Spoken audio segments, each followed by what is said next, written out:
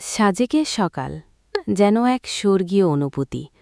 ঘুম ভাঙল হিম হিম ঠান্ডা হাওয়ায়। চোখ মেলতেই দেখি জানালার বাইরে সাদা তুলোর মতো মেঘ ভেসে বেড়াচ্ছে। পাহাড়ের গায়ে যেন আলতো করে কারো আঁকা এক ছবি। মনে হচ্ছিল আমি আর স্বপ্নে নেই, আমি সত্যি সাজেকে। ফজরের নামাজ পড়ে গরম চায়ের কাপ হাতে আমরা বসেছিলাম সেই কাঙ্ক্ষিত মুহূর্তের অপেক্ষায়। হালকা আলো তখন চারপাশে ছড়তে শুরু করেছে। পাখিরা ডেকে উঠেছে নতুন দিনের স্বাগত জানাতে। আস্তে আস্তে সূর্য উঠতে শুরু করল।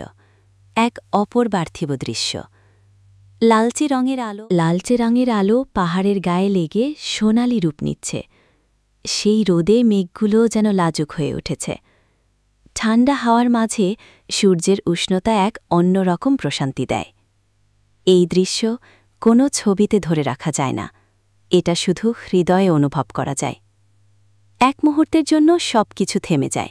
না থাকে ব্যস্ততা, না থাকে শহরের কোলাহল। শুধু আমি, প্রকৃতি আর মহান স্রষ্টা সৃষ্টি সাজেক। এই অনুভূতি যেন বলে দেয় জীবন কত সুন্দর হতে পারে যদি একটু থেমে প্রকৃতিকে উপভোগ করা যায়।